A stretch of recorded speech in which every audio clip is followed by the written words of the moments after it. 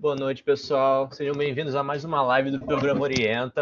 Ela faz parte do nosso projeto Ideias, tá? Esse projeto ele é desenvolvido pelo programa para atender, na verdade, o corpo docente com algumas atividades que a gente gostaria de trazer que agreguem qualquer tipo de valor, na verdade, ao trabalho que vocês já realizam de forma perfeita, tá? Ela é uma live que ela está tendo em conjunto entre as instituições, a Uniriter, no caso, em Porto Alegre, né, para quem é do Sul, e o IBMR aqui no Rio de Janeiro, onde a gente juntos vai trabalhar aqui quais são as dificuldades do ensino remoto que a gente teve que esbarrou aí nesse prazo de pandemia que está até hoje aí no nosso dia a dia. Tá? Se vocês são da região do Rio de Janeiro, convido vocês a seguirem a gente lá no Instagram. Ele vai aparecer aqui para vocês na tela, tá? @Programa Orienta IBMR. E para quem estiver em Porto Alegre região, @Programa Orienta Uniriter, tá ok? Vamos fazer aqui um bate-papo, onde a nossa coordenadora do curso de educação da Uniriter, que é doutora em letras pela Universidade de Santiago de Compostela, que é a professora Raquel Vaz. Professora, seja muito bem-vinda, tá? Boa noite, obrigado por ter entrado nessa loucura aí de última hora com a gente, tá? Professora, a quarentena trouxe para a gente, né, uma realidade muito gritante e, né, o Covid não tem pena, ele não espera a gente se adaptar, que foi do dia para a noite, escolas tiveram que se preparar para o trabalho remoto. Como que você vê essa mudança, né, no caso? Como que você vê esse tipo de ocorrências? O que você pode dizer sobre isso? Como que foi? Então, boa noite, Rafael, e boa noite a todas as pessoas presentes. Eu que agradeço o convite para participar desta live do programa. Vou tentar falar devagar, porque sei que o meu sotaque às vezes atrapalha um pouquinho. Se eu falar muito rápido, vocês só me avisam e eu tento ir mais devagarzinho. Então, Rafael, como você dizia, foi literalmente de um dia para outro essa adaptação. Não houve, pelo menos para nós, eu sei que houve instituições, sobretudo instituições federais, que tiveram uma espécie de período, praticamente todo o primeiro semestre fizeram um período de adaptação. No nosso caso não foi assim. Eu estava no campus na segunda-feira, 16 de março, para dar a minha aula da noite. Foi suspensa, não cheguei a dar a aula, fiquei só ali aguardando por se vinham estudantes para explicar, e dia 17, às 19 horas, eu estava dando aula remota xa. Então, realmente, como você dizia, non houve un período de adaptación. Nos adaptamos traballando e facendo as coisas e vendo á medida que ian acontecendo.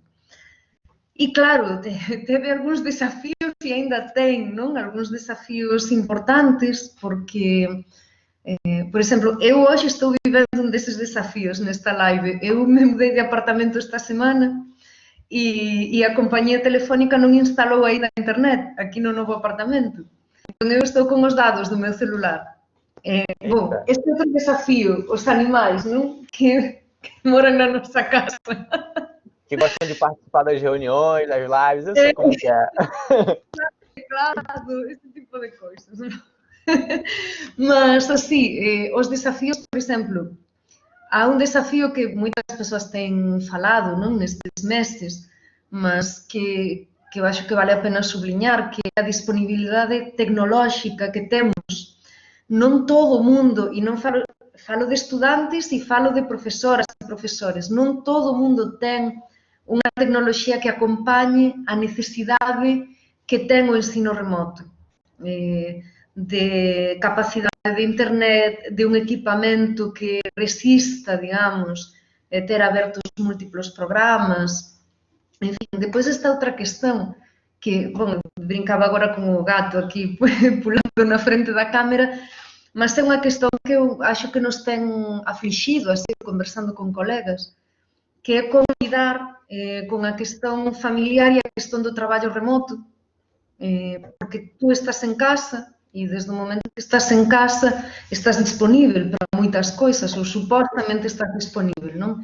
E, como digo, non só para nós docentes, senón tamén para estudantes. Eu sei perfectamente que moitos dos nosos estudantes, as 3 horas que van ao campus, sobre todo para as estudantes, que normalmente están máis sobrecarregadas con questões domésticas, é un tempo en que fican máis libres para estudar, mas agora están en casa o bebé, a crianza, o pai, a mãe, o avó, que demanda unha serie de atenções, e iso sobrecarrega moito, non? Cando tú estás en casa, e entón parece que como estás en casa estás disponível, non? Para estar fritando un ovo 5 minutos antes de comezar a aula. Entón, iso ten colocado así algunhas questões, non?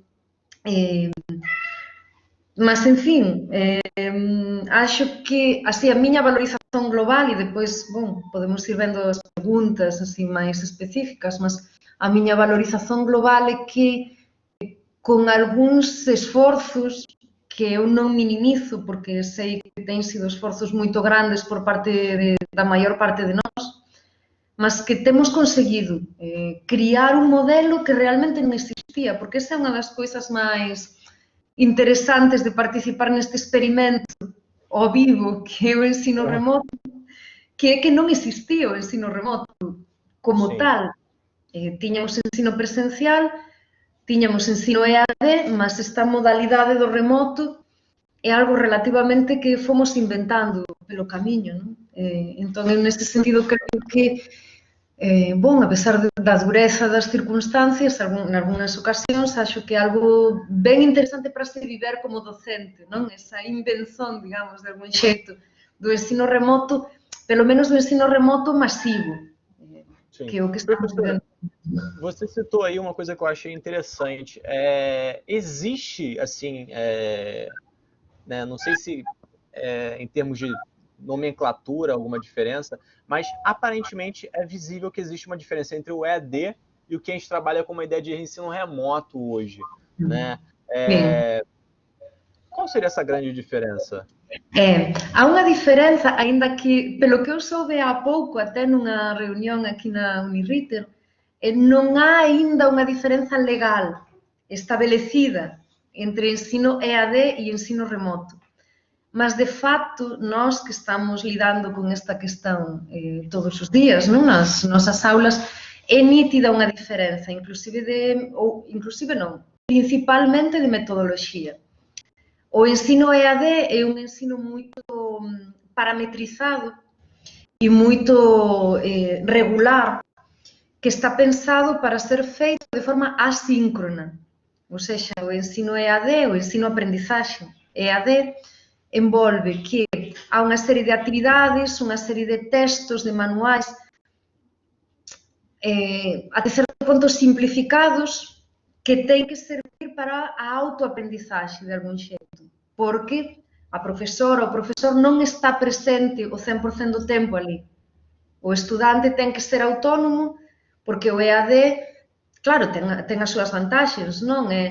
Se tú queres estudar ás 3 da mañán, podes facelo, non? Se queres estudar ás 10 da noite, podes. E tú és autónoma na consulta de materiais, entón, por iso, eses materiais ten que ser moito autoexplicativos. Claro que existen aqueles foros ou aqueles momentos de interacción coa profesora ou co profesor, mas, fundamentalmente, o EAD está pensado para a autonomía na hora de tú manusear esos materiais. O remoto non, o remoto é unha substituición por vía da tecnoloxía da aula presencial. Entón, iso que significa? Bom, primeiro, é síncrono.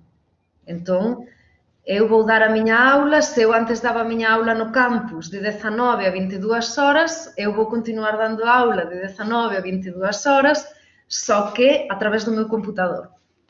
Mas é síncrono. Entón, a miña metodoloxía está pensada para interagir no momento con os estudantes. Entón, esa é a maior diferenza que existe, non? Por exemplo, unha aula EAD, unha cadeira EAD cualquier das que temos no noso currículum, pode ter facilmente 600, 700 estudantes. Eu non posso ter 600 estudantes nunha cadeira remota. A dimensón da turma vai ser equivalente á dimensión de unha turma presencial. Por exemplo, no noso caso na educación, as nosas turmas oscilan, non? As cadeiras con menos estudantes poden ter 15, 20 estudantes, as que ten máis, pois, 60. E é o limite, non? Non tes moita máis capacidade, porque tú tes que interagir, a turma ten que interagir, os estudantes interaxen entre eles. Entón, esa é a grande diferenza, non? Metodolóxicamente, há unha grande diferenza porque está pensado para a interazón síncrona. Claro que nós gravamos as aulas, fican disponíveis para quen non ten esa capacidade de conexión a internet, etc. Ou casos que probablemente todas as persoas que están aquí asistindo e que son docentes terán encontrado, non? Estudantes que nos dicen, profe, que eu teño o computador é compartillado e miña irmán tamén estuda, tamén faz facultade, na cuarta feira temos 3 persoas que necesitan conectarse. Entón, se revezan, non poden asistir máis. Digamos que o remoto está pensado para a sincronía e para a interação direta. Professora, 2 perguntas sobre esse ponto que você citou, tá? A primeira é que às vezes quando a gente está aqui no Feeder, a gente lida bastante com isso ao lidar com as escolas ou trazendo palestras.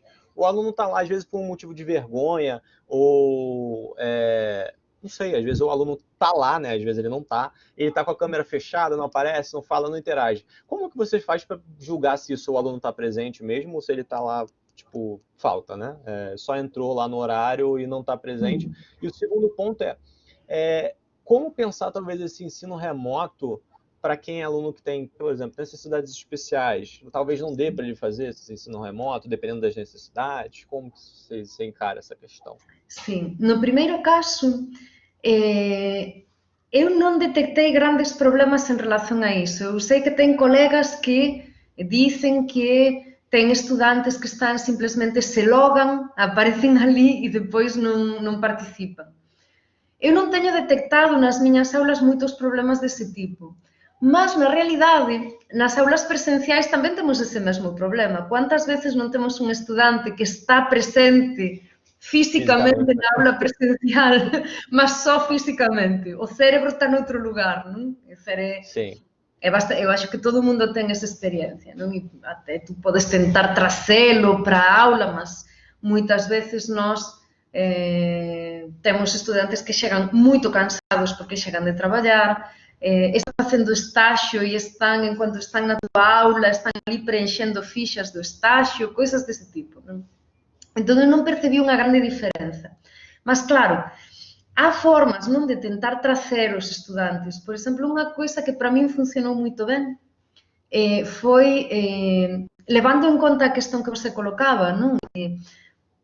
Por múltiplos motivos, por internet lenta, porque moitas veces os estudantes ten vergoña, se senten constranxidos de mostrar a súa casa, non ten un escenario que eles achen que sexa moito bonito, están nun espazo compartillado, o mellor o único lugar onde pega internet é na sala e está o resto da familia, ten esas questões. Entón, eu tento non forzar que as persoas abran a cámara. O que eu fiz, e no meu caso funcionou bastante ben, foi pedir que as presentacións que eu costumaba pedir en sala de aula, que eles as gravasen en vídeo co celular. Entón, eles me as mandan pelo WhatsApp e depois eu as paso aquí no Collaborate. E deu moito bon resultado. Entón, eles poden escoller o momento en que gravan ese vídeo, poden escoller un pouquiño mellor un fundo que eles se sintan máis á vontade, e iso obriga a que todo o mundo participe na aula, porque todo o mundo ten que mandar ese vídeo con as presentacións do traballo. Entón, iso, para min, ten funcionado bastante ben, e depois iso, as persoas non abren moito o microfone, non abren a cámara, mas costuman interagir no chat bastante. Entón, ten funcionado. Claro, tamén, outra coisa que un pouco... Eu tiña algúns receios inicialmente, que é facer grupo de WhatsApp da cadeira. Eu tiña algúns receios, eu imagino que como moitos colegas, non? Porque acaba sendo unha especie de invasión tamén da túa privacidade, non? O teu WhatsApp acaba sendo de dominio público. Nunca mais vai voltar só ser pessoal.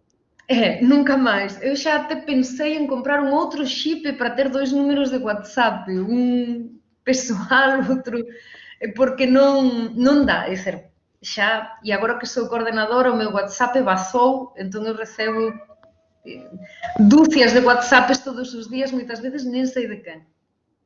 Mas, en fin, ao final funcionou o grupo de WhatsApp para as turmas. Mas outra questão que para min está peor resolvida é a questão das persoas con necesidades especiais. Iso é un desafío que temos pela frente e que é ben complicado. Eu, así, a experiencia que tive foi que basicamente persoas con necesidades especiais acabaron trancando o semestre. Porque non... Este formato está pensado... Perdón, o gato derrubou unha estante, mas as persoas con necesidades especiais dos nosos cursos, os casos que a mí me chegaron acabaron trancando. Porque este formato está pensado para un determinado padrón, moito iso, un padrón inclusive socioeconómico, non? Clase media, que ten unha boa internet, que ten un cuarto onde pode estar sozinho asistindo á aula, e tamén nese caso unha persoa que ouve, que enxerga, que ten unha capacidade cognitiva padrón, e aí nos encontramos con que non todo o mundo está nese padrón. E entón, que acontece? Que unha persoa, por exemplo, que teña algún tipo de deficiencia cognitiva, ten moita dificultade en concentrarse, non? E asistir 3 horas de aula neste formato. Unha persoa con deficiencia visual, pois vamos ter tamén problemas obvios, se eu estou partilhando un PowerPoint. Persoas surdas, por exemplo, no formato presencial tiñan intérprete, eu non sei, porque non recibí ninguna demanda, mas non sei moito ben como está sendo feita esa asistencia de intérprete en casa. Entón, acho que aí temos un percurso aínda moito longo por facer, porque realmente sin que, nos reinventamos de alguna forma, mas acho que no medio dese reinventármonos esquecemos que há persoas que non responden a ese padrón ou a eses varios padrões, non, que estamos esperando. Sim. É muito né, legal, não sei se é a palavra, porque não é uma coisa legal do que a gente está falando nesse momento, né? Mas é muito interessante o que você está falando, porque, em tese, eu tenho um problema muito sério. Quando começou a pandemia, eu comecei eu tenho que fazer alguma coisa de propósito, né? Ficar, sei lá, imagina, 6 meses em casa, não aprendi nada. E eu comecei a fazer como todo mundo, né? Se matriculou em um monte de cursinho online. E eu era o tipo de pessoa que eu nunca tive na minha graduação, graças a Deus, matéria online, né? Porque eu falava, isso não é para mim, não vai dar certo, não sei o que lá. E eu comecei a refletir assim, e comecei a fazer, né? A primeira barreira, eu tinha resistência com qualquer tipo de curso, forma online, falava que não ia aprender com isso. E eu comecei a estudar ali, e eu vi que não, talvez realmente, para muitas pessoas foi uma quebra de paradigma nessa questão, né? Porque foi exposto à força à modalidade remota, EAD, que seja a forma que a gente está falando, e talvez tenha visto que não, é possível, né? Para mim, isso é viável, né? Obviamente, depois eu fui descobrindo uma série de outras coisas. Eu descobri que meu serviço de internet não é tão bom quanto era para mim antigamente. Porque antigamente eu usava de forma, né, saudável ali, né? Não era o dia inteiro dependendo daquilo. Quando a internet caía era uma vez ou outra. E quando você está em casa, você começa a ver que o seu serviço de internet não é tão bom assim, porque cai mais do que você esperava, o sinal não é tão legal. Ou então pessoas que não têm serviço de internet, né? Que aí entra naquela questão que estava sendo debatida de democratização do acesso à internet na educação, que é um fator importante. Mas, professor, eu queria que você me desse uma ideia, o que você identificou já de aspectos positivos que eu acredito que nunca vai voltar, né? Vai existir realmente o que a gente diz o novo normal, o remoto vai ficar de alguma forma na nossa vida. Que você identifica de, putz, isso é muito positivo, né? Isso aqui deu certo e tem como te adaptar e fazer coisas legais com isso. Eu identifiquei varias coisas positivas. Claro que ten aquelas questões que falamos, non? Que máis que dizer que son negativas, acho que ten que ser pensadas e melloradas. Non que sexan negativas en sí mesmas, tipo, o remoto sempre vai ter ese problema. Non axo iso. Axo que agora mesmo detectamos que iso tiña algunhas disfuncións e que temos que melloralas.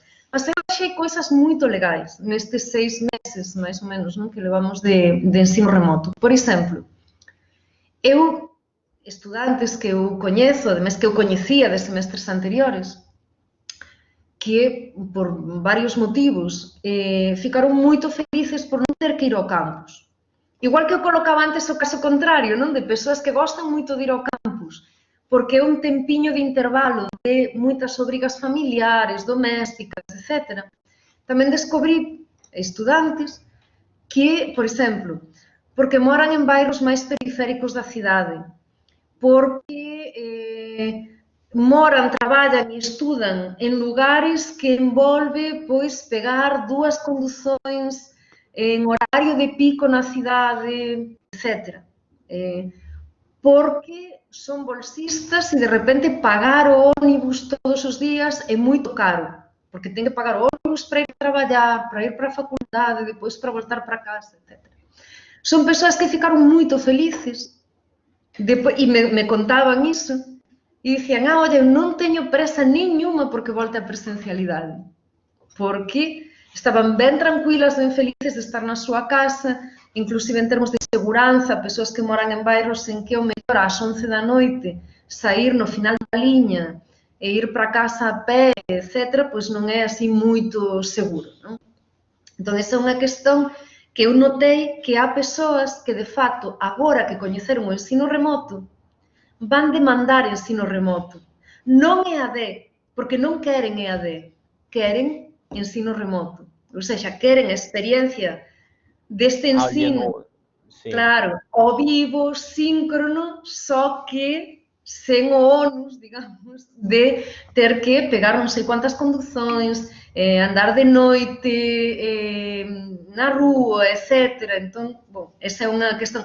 Me parece que no chat ten unha persoa que está contando unha experiencia parecida, non? Acho que é unha persoa do Rio. A Laura. Boa noite, sou professora, fiz graduação na URCA, sendo que moro em Jacarepaguá. Ô, Laura, você quis muito fazer graduação na URCA, hein? 25 quilômetros de distância. Muito difícil a questão de locomoção, conciliar com o trabalho. Nessa época da graduação, eu ia adorar continuar de casa. Não, muitas pessoas, né? Porque, muitas pessoas, eu acho que... Bom, e Rio é muito maior que Porto Alegre, non? Debe ter muito máis ese tipo de experiencia. Mas mesmo aquí en Porto Alegre, sendo unha cidade un pouco menor, pois ten tamén esas questões, non? E eu sei de outros semestres de experiencias de estudantes que dormían 4 ou 5 horas porque tiñan que ir traballar moito cedo, depois tipo, moraban máis na periferia da cidade, viñan para a cidade, tipo, acordaban ás 5:30 da mañá para vir traballar, depois faculdade, depois acababan chegando meia-noite en casa, non? Entón é complicado, e é como dicía a colega, tenso, non? Ás veces ese voltar sozinha para casa, no ónibus, e acho que moitas persoas temos experiencia, non? Esa de... Bom, esa é unha questão. Mas vexa só... Sí. Outro aspecto positivo, e eu acho que iso como docentes nos ten que facer pensar bastante, é que eu descobrí que estudantes que eu coñecía desde há 2 ou 3 semestres se revelaron estudantes con moito mellor desempeño e moito máis engaxados no ensino remoto do que no ensino presencial.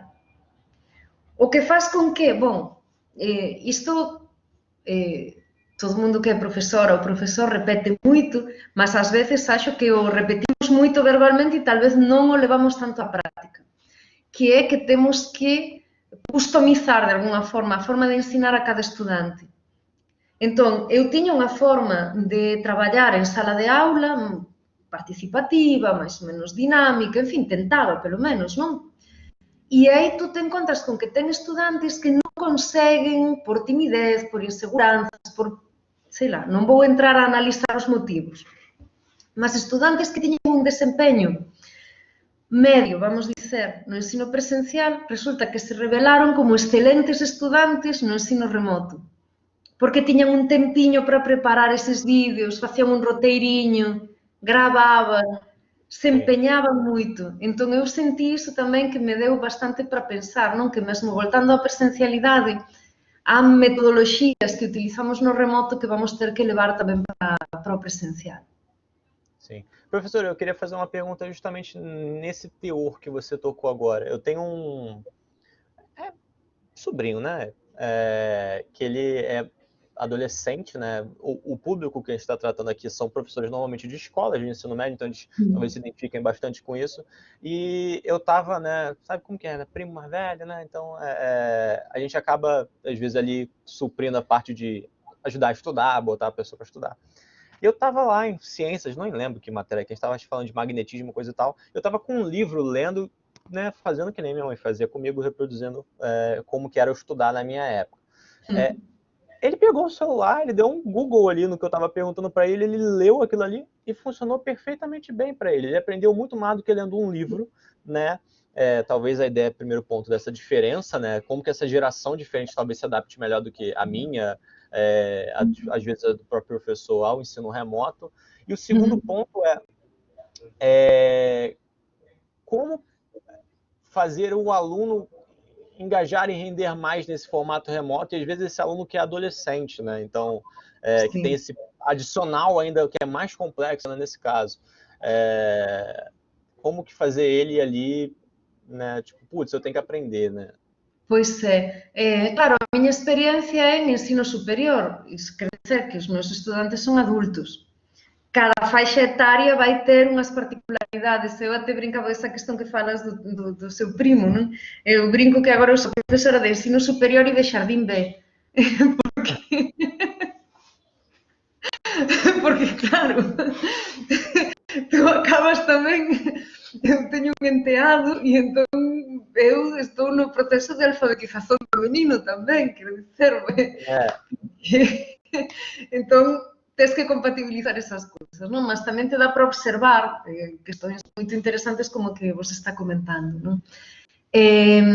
Dependendo da faixa etaria, as estrategias van ser completamente diferentes, mas há un ponto que você coloca aí do primo, non? Que dá un Google e tal, que eu acho que agora esta adaptación forzada ao remoto, eu acho que nos colocou de frente con unha questão que xa estaba aí, xa estaba por cima da mesa, mas que agora tivemos que asumila así 100%, non? Que é o que vamos ensinar. Vamos continuar ensinando conteúdos. E eu acho que iso, quer dizer, claro que algúns conteúdos tú ensinas, mas no proceso de ensino-aprendizaxe cada vez máis o conteúdo é menos relevante, porque o estudante, mesmo un estudante até de 9, 10, 11 anos, cada vez máis ten acceso a conteúdos, xa non digo cando falamos de adultos, e temos que ensinar modos de pesquisa, modos de lidar con o conteúdo. E iso se suscitou moito así entre colegas e demais, falando de como vamos avaliar agora no remoto. Porque tú non podes facer unha proba e ficar de profesora fiscalizadora se están colando, se non están colando, en fin, tú non tens como verificar iso. Entón, iso te mostra cada vez máis o importante que é que as probas non sexan padronizadas para simplesmente xogar unha serie de conteúdos, non? Eu creo que o máis relevante é ensinar modos creativos, forzar a nosa creatividade e forzar a creatividade dos estudantes, non? De forma que cada proba, cada traballo sexa único e non procurar esas respostas padronciñas así, non? Que era, por exemplo, eu teño 43 anos, entón, claro, eu estudei na escola nos anos 80, fui á escola, nos anos 90 fiz o ensino medio e a facultade. Entón, o meu ensino foi puramente conteudista. É ser, eu decoraba conteúdos, non? Que depois vomitaba, vamos dizer así, nas probas. Só que hoxe en día eu non teño como ser unha profesora como foron os meus profesores, porque o conteúdo non está apenas naquele libro, naquele manual, o conteúdo está disponível, como você dicía, non? A persoa pega o celular, pesquisa e acha. Qual é o grande desafío? Que teña criterio que vá alén do senso común para diferenciar o que son conteúdos de cualidade, conteúdos de baixa cualidade, aqueles que están fundamentados en pesquisa, aqueles que son achismo, e ese é o noso grande desafío. E eu creo que o remoto nos colocou moito diante deste desafío, que xa existía, mas ao mellor estábamos tentando non olhar, non? Professora, você falou um ponto importante, na verdade, 2 pontos mega, quer dizer, tudo foi mega importante, mas 2 pontos que me chamaram a atenção, porque eu ia trazer isso para o debate. Primeiro ponto, como ser criativo, né? Porque assim como os alunos foram pegos, os professores também foram pegos de surpresa nessa mudança, né? Esse é o primeiro ponto. Como ser criativo ou como desenvolver melhor essa criatividade na geração desses conteúdos, né? Como que a gente consegue fazer isso, o que a gente pode buscar para melhorar. E o segundo ponto é, como que eu consigo avaliar esse aluno de forma remota, né? Você tem alguma sugestão que você possa dar sobre isso? Sim, eu vou contar um caso de algo que eu testei pela primeira vez no presencial e que deu un resultado magnífico e agora estou testando no remoto neste semestre e nesa questão da creatividade. Entón, eu há 2 semestres eu teño así unha especie de traballo, máis ou menos eu sempre faço o mesmo tipo de avaliación. Há anos que eu non gosto de facer proba, non curto, así, acho que non avalía moito ben o proceso de aprendizaxe de un estudante.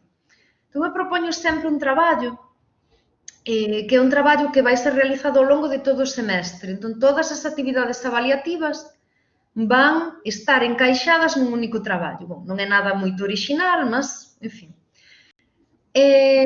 Xeralmente, eu há anos propuña que ese traballo fose naquele formato de artigo académico. Entón, facía unha primeira parte de definición do asunto, obxectivos, unha segunda de metodoloxía, unha terceira de revisión bibliográfica e unha cuarta de análise. Bom, há 2 semestres pensei que iso estaba ficando bastante xato e entón propus que cada persoa decidisse o formato do seu traballo.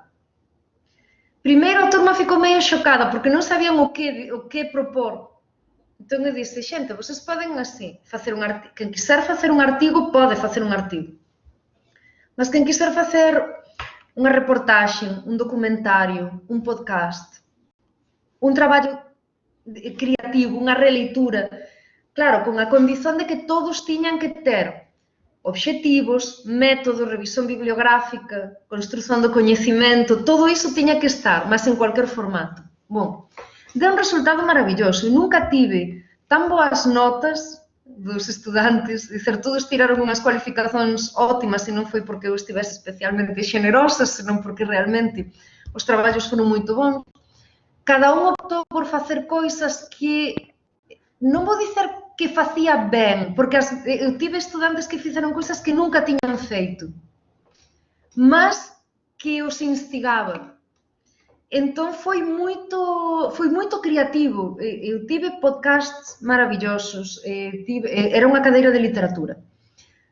Tive un estudante que fez, unha estudante que pegou un romance de Ferrez, porque eles podían escoller tamén sobre cual texto ian traballar.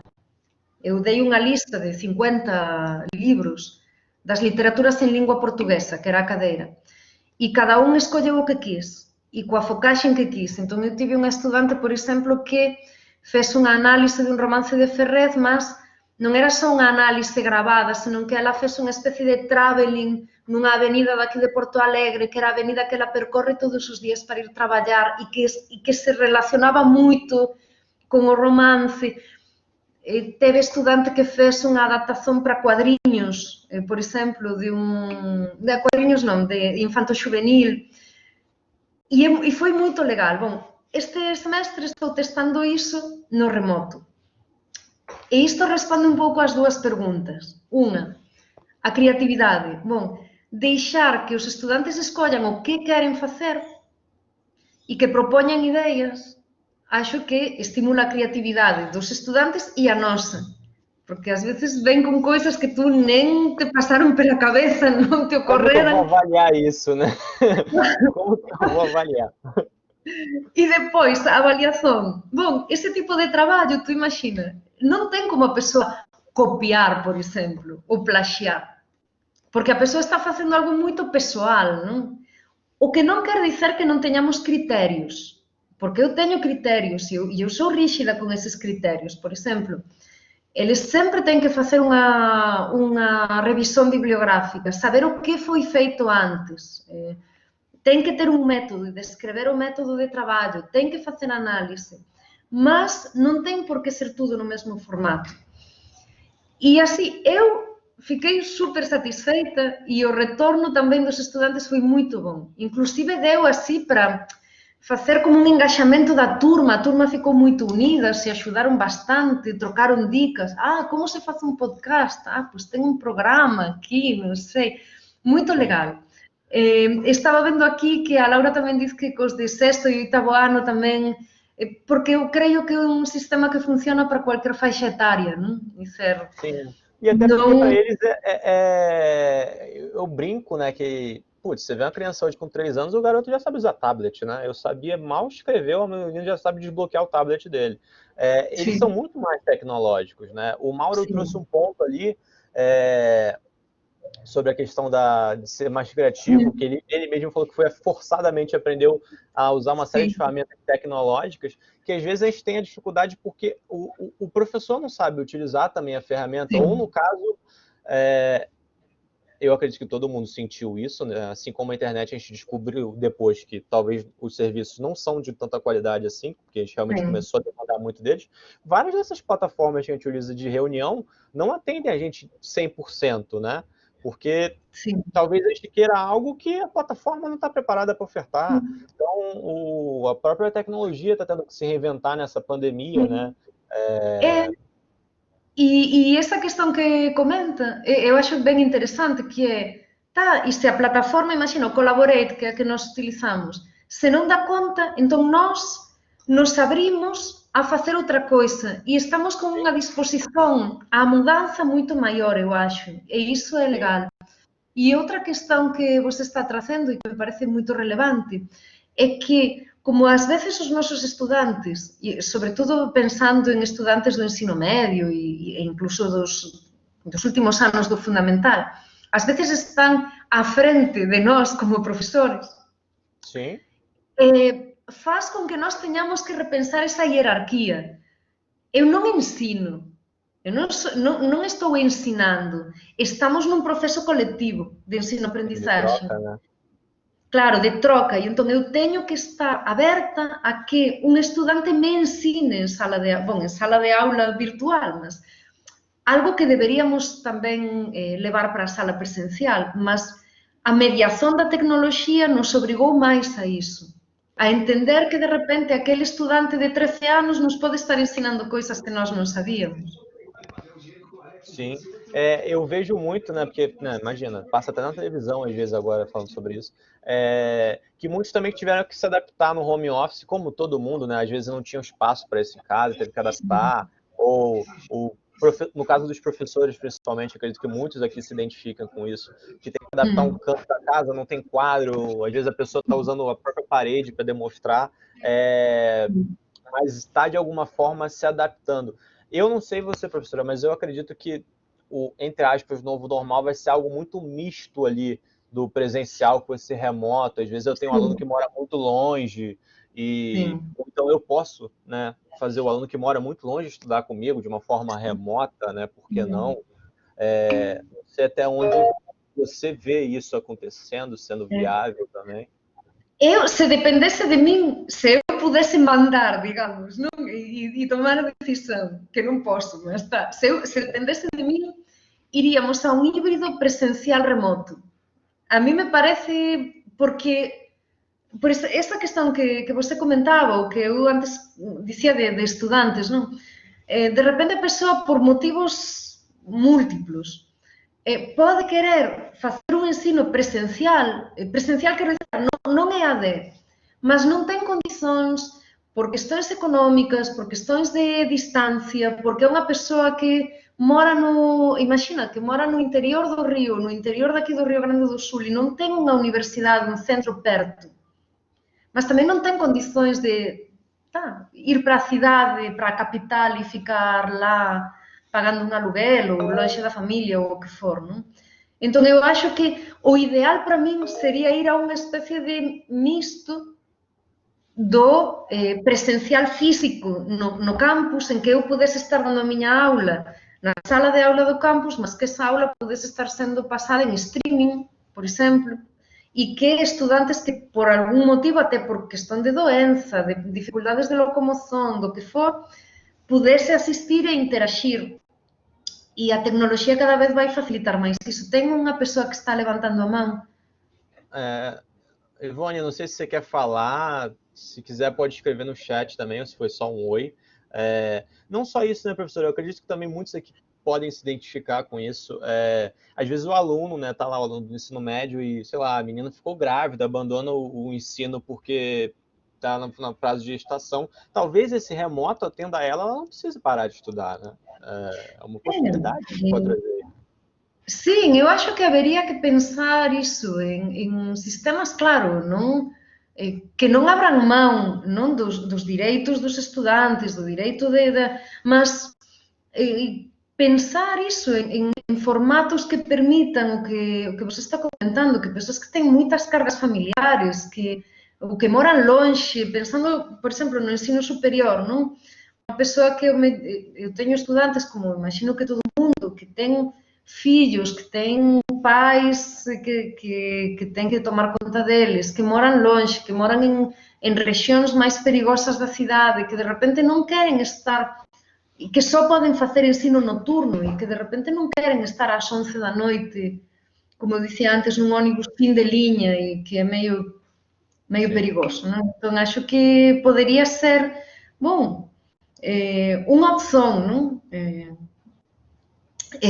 Mas creio que a ideia seria non entrar, como dicer isto, non entrar nun fanatismo nen de unha coisa nen da outra, nen do só presencial físico, nen do só remoto, porque acho que há persoas que van precisar do presencial físico, até porque pela forma que esas persoas têm de aprender precisan, ou porque precisan sair de casa mesmo e ter aquela válvula de escape que é ir á facultade todas as noites, ou a facultade ou pon a escola, e tamén permitir a abertura para o remoto, non?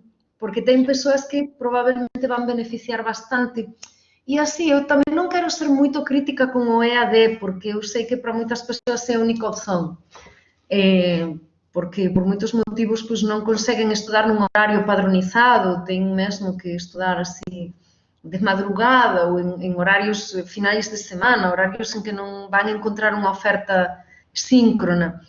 Mas non sei, eu acho que o EAD puro non está dando moito certo. Eu acho así, por exemplo, para disciplinas como as que eu coñezo máis, non? Que son da área da educación, acho que é moito pouco aberto á problematización, ao diálogo, ao debate, porque son aqueles manualciños con moitas certezas, moito básico tudo, non? E, por exemplo, eu que sou basicamente profesora de literatura, para min o debate que há sobre o texto, que há sobre, enfim, Aí acho que a questão entra realmente na questão do horário, né? Às vezes a pessoa realmente só pode realmente estudar de madrugada. Imagina, vou abrir turno, sei lá, não sei qual nome que eu daria para turno da madrugada. Mas eu acho que eu senti muito isso na pandemia, que a gente tem algo muito padronizado e engessado de forma geral, né? Tipo, você trabalha de 8 às 6, você estuda nesse horário. E às vezes esse horário não é o horário que a pessoa melhor rende, né? Eu tenho um amigo meu que ele é autônomo, né? Ele trabalha com essa parte de produção, que ele, se ele não tiver reunião de manhã, ele não faz nada antes de meio-dia, porque ele começa a render, obviamente ele entra madrugada dentro na produção, Sim, mas ele rende melhor nesse outro horário, né? sim, Então, talvez aí o remoto ou o EAD ou algo fora daquele horário pré-estipulado é o que acaba sim. ajudando essa pessoa a render mais também, né? Sim, sim, é que claro, aí tamén entramos, é moito certo, non? Que você aponta, que temos unha padronización en que supostamente a persoa ten que ás 8 da mañá ten que estar lá na frente do computador, non? Traballando até as 6, mas de repente que a persoa é creativa a partir das 5 da tarde. E é o momento en que o cérebro desa persoa está mesmo en pleno funcionamento, non? E aí, mas é en xeral, non temos unha sociedade que é extremamente padronizada e non leva en conta iso, leva en conta, e voltamos ao inicio, non leva en conta só un determinado padrón e non leva en conta, bon, que as persoas son diversas, que as persoas son variadas, que unha persoa pode ser moito boa na interacción en sala de aula, conversando con os colegas, e outra persoa pois pode ser moito tímida, ter ataque de pánico, non ser capaz de falar en sala de aula e resulta que depois grava un vídeo na súa casa e é excelente, porque está sosiña e consegue organizarse. E o mellor gravou ese vídeo, tiña un estudante semestre pasado que me dicía, no, eu gravo estas cousas ás 3 da madrugada, porque para ele era ótimo gravar nesse horário. Bom, Às vezes está sozinho, né? Tem mais tranquilidade. Professora, sim, deixa eu fazer uma pergunta. Ao que eu entendo, tá, além dos pontos positivos e os negativos, que são geralmente questão de acesso e, vamos dizer assim, não interação, né? A questão do caso dos alunos que têm necessidades especiais. O que eu sinto é que o grande desafio do ensino remoto, e talvez, né, tô falando eu, Rafael, o que eu sinto, tá? Não sou professor, seja de nós, eu digo, vocês, professores e docentes, despertar no aluno o propósito daquilo que ele está estudando, né? Não sim, sei se você concorda comigo que talvez o aluno ver o propósito daquilo ali. Por que eu tô... Porque, por exemplo, eu não sabia qual era o meu propósito no terceiro ano, a verdade é essa, tá? Eu estava lá porque minha mãe me botou e a sociedade me obrigava a estudar, né? sim. Eu não pensava, talvez, que, nossa, eu estou estudando aqui porque eu vou passar no Enem, vou fazer uma faculdade, isso vai mudar minha vida assim, assim, assado, né? Talvez essa falta de visão do aluno e da gente como professor, os mais velhos, né? De você está estudando não é porque você tem que estudar, é porque você vai ter que fazer isso aqui depois. Será que essa falta de passar o propósito não é o que faz com que o aluno, nossa, tem que assistir essa aula aqui, vou fechar lá, loguei só. Você consegue ver isso como docente? Sim, mas sabes que eu vexo isso non como algo do remoto, senón como algo Dele de xeral. uma forma geral, né? Claro, ese desafío está no remoto e está no presencial. É verdade que a miña experiencia na Unirrit era un poquinho diferente porque é pelo perfil sociolóxico, probablemente dos estudantes de educación e dos estudantes de educación de unha particular, que son persoas que apostan tudo na educación. É aquela o que o sociólogo Xosé de Sousa chama os batalladores, non? As persoas que ven de unha clase C, ás veces de unha clase D, que cualquier recurso que eles ten, conseguen unha bolsa, conseguen estudar e investen tudo nunha educación, porque ten un propósito. Por exemplo, na pedagogía é moito común que as nosas estudantes sexan xa profesoras, que ten o título de maxisterio, mas queren formarse como pedagogas. Entón, ten moito claro que queren. Ese outro perfil que tú comentaste e que a Eloísa aquí tamén fala, non? Que esa falta de maturidade eu vexo máis en estudantes máis noviños, non? Aqueles estudantes de 18, 19 anos. Mas moito do noso perfil é un estudante xa de máis idade, de 29, 30, 30 e tantos, e para cima, que ten moito máis claro por que está estudando. E até porque iso moitas veces ven de situacións de grande precariedade familiar, e entón faz unha aposta moito grande pelo ensino, non? Porque iso, saíran do ensino medio o mellor e foran para traballar, traballaron durante 10 anos, xuntaron unha graniña e agora queren ir á universidade. Entón ten iso, non? Ten como varios perfis. E para min foi un perfil sorprendente, porque os meus primeiros anos de profesora no ensino superior eu dei aula na Europa, na Galiza, que é de onde eu sou. E lá o perfil típico era, pois, como fui eu como estudante. Eu entrei con 18 anos na facultade, como você dicía, non? Porque é o que tens que facer. É o próximo passo. É a secuencia do ensino medio, non? Terminas o ensino medio e vas para a facultade. Eu quería facer, eu escollí, eu facía o que eu quería facer, mas quero dizer que era, con 18 anos tamén non tes unha grande maturidade así na vida. E me sorprendeu cando comecei a dar aulas aquí, é que, claro, o meu perfil de estudante era moito diferente. Entón, eu tiña un perfil de estudante de 30 anos, que traballaba desde os 15, inclusive traballaba enquanto facía o ensino medio, e que que eu admiro moito os meus estudantes. A verdade é esa, admiro moito o engaxamento que ten, porque eu vexo que traballan desde as 7 da mañá até as 6 da tarde, van para a faculdade, ainda así conseguen, van lá, asisten a aula remota, en fin. Mas, bom, esa é outra questão, non? Que estou divagando, mas acho que tamén a questão que comentaba do engaxamento de por que estou facendo faculdade, iso é moito importante, sobre todo nos estudantes máis noviños, non? Non tanto aquele que ten 30 anos, que ten unha maturidade, mas dicía tamén a Eloísa aquí no chat, non? Estes que ten 17, 18 anos, ás veces ten unha autoestima baixa. Bom, outra questão que non, cando você preguntou pela questão das necesidades especiais, eu pensei, principalmente estaba pensando en necesidades especiais máis de tipo cognitivo ou de tipo físico, mas eu acredito que debe ser unha experiencia de prácticamente todos os docentes que están aquí asistindo. Moitas persoas con problemas psiquiátricos e psicolóxicos. E eu xa nestes anos encontrei de tudo, non? Persoas con trastorno bipolar, persoas con síndrome do pánico, con depresións serísimas, e persoas ben noviñas con este tipo de problemas, non? E entón iso tamén é un desafío ben grande, porque dependendo do problema que esa persoa teña, o ensino remoto pode vir no seu auxilio ou non.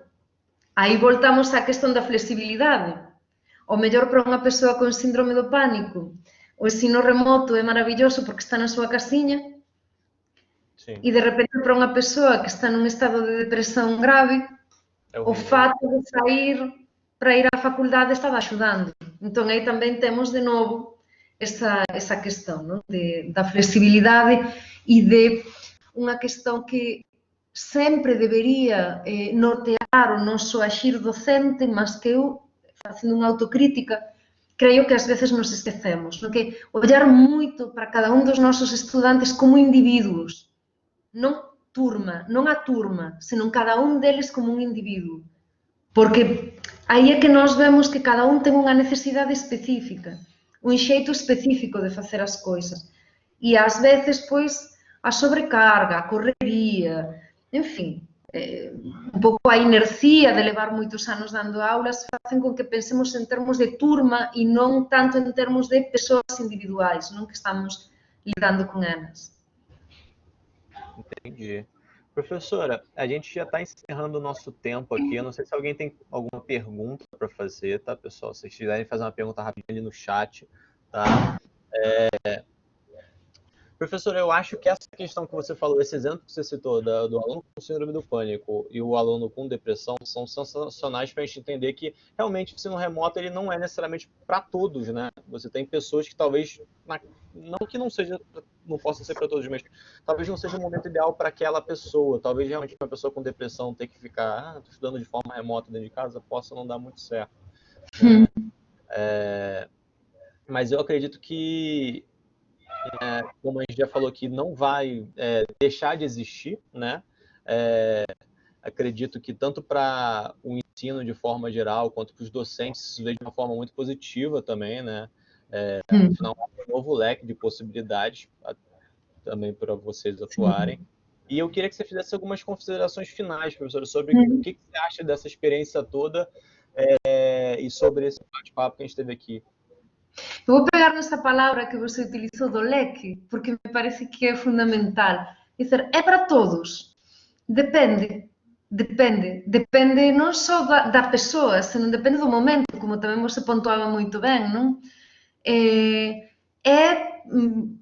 Por isso eu acho que deveria ser incorporado o ensino remoto ao leque de possibilidades que nós temos. E nesse sentido eu creio que seria muito importante, ademais, que todas as pessoas que somos docentes, de qualquer faixa etária, de qualquer nível do ensino, as coisas que aprendemos agora, durante este período de pandemia, o que deu certo, o que deu errado, o que deu mais ou menos, teríamos que facer unha reflexión boa, conversar con os colegas, ter momentos como este, non? De troca, para pensar como iso muda, non pensar exclusivamente en cando voltar a presencialidade ou como vai ser ese novo normal, senón pensando na nosa profesión como docentes. É dizer, como iso, porque a min, pelo menos, me ten feito pensar moito na miña propia profesión. E en coisas, nos presupostos, digamos así, que eu tiña sobre a miña profesión e como iso mudou con este desafío. Entón, temos que pensar moito sobre iso, non? Sobre como non há ningún método, non há ningún formato que sexa para todos. Ten aquela persoa para quen o EAD é o ideal, ten aquela persoa para quen o remoto é o ideal, para quen o presencial é o ideal. O remoto como? O presencial como? Nós podemos levar, por exemplo, ese exemplo que eu colocaba de eu pedir para os estudantes gravar vídeos, non ten por que ser só no remoto, de repente eu posso pedir iso mesmo no presencial. Porque se eu vi que há persoas que conseguen facer un mellor traballo así, por que eu vou forzar unha persoa a facer unha exposición diante da turma, se esa persoa vai ficar constranxida, non vai ser capaz, porque eu xa tive iso, estudantes con moita dificuldade para falar en público e demais. Entón, ten todas esas questões que acho que, para min, o fundamental é non há un método para todos e nisso temos que voltar ás bases freireanas, non? De adaptarnos exactamente àquele estudante que está na nosa frente, aquela persoa en concreto, o que esa persoa necesita, non? Claro que exixe de nós moito máis traballo que un ensino padronizado, mas tamén é moito máis para quen é profesora ou profesor, eu acho que é moito máis rico. Para quen vive a profesión, non? Eu acho que é moito máis rico, moito máis gratificante, mesmo que ás veces nos exixan moitas máis horas de traballo, non? E moita máis dedicación, e ás veces abrir mão desa ideia de separar o privado do profesional, e ás veces temos algunhas dificultades con iso, mas eu creo que é moito máis enriquecedor e máis creativo, non? Que nos colocanos tamén na posición de estar nesa dinámica de ensino-aprendizaxe, nós estamos tanto no ensino como na aprendizaxe, nós tamén estamos aprendendo constantemente, non? E acho que esa é unha coisa, pelo menos eu pensei moito sobre isto, non? Nestes 6 meses, e ten sido ben enriquecedor iso. Sim, entendo perfeitamente. A gente teve todo mundo bastante tempo para refletir, né? A gente está tendo muito tempo para pensar como está sendo a vida com remoto. Já está tendo tempo demais, na verdade. Professora, muito obrigado, tá? Pessoal, muito obrigado pela participação de vocês. Eu venho aqui em nome do Programa Orienta, na verdade, fazer um convite também para vocês. A gente vai ter no dia 7 de outubro o evento chamado Literatura Mais, tá? É um evento voltado para literatura de forma dinâmica. A gente vai trazer alguns convidados, vai falar sobre música, literatura brasileira de uma forma mais digamos assim, não informal, mas mais leve, né, sobre algumas obras, tá? A gente vai colocar o card aqui sobre o evento. E para vocês que são e querem conhecer, a gente criou uma parte específica do programa Orienta no nosso Instagram, tá? Que é o Projeto Ideias, que ele vem com o intuito realmente de abranger vocês, corpo docente, com algumas atividades que a gente gostaria de fazer. Então, sigam a gente lá no Instagram, pessoal do Rio de Janeiro e região, Programa Orienta, @IBMR. E para quem é de Porto Alegre, Programa Orienta, @Unirita. A gente vai colocar aqui o card, tá? Ou no chat. Só um problema que a gente tem um problema com a internet aqui, mas já vai aparecer aí no chat para vocês o link de ambos, tá? E se vocês quiserem conhecer lá na página, a gente vai estar divulgando um pouco mais sobre esse evento de literatura. Se vocês quiserem divulgar para os alunos de vocês também, fiquem à vontade. Professora, mega obrigado, tá? Foi sensacional a sua participação, acho que foi bem esclarecedor, tá? Muito obrigado, pessoal. Tenham uma excelente noite aí. A gente vai divulgar depois o link, porque o material vai ficar gravado, tá? Então, para vocês quiserem assistir isso também depois, em outro momento, fiquem à vontade até para passar para o resto do corpo docente do colégio. Professora, muito obrigado. Gente, tenha uma excelente noite. Eu que agradeço o convite e a presença e os comentários das pessoas aí no chat e bom, estou à disposição aqui. Ok, professora. Obrigado. Boa noite. Tchau, tchau.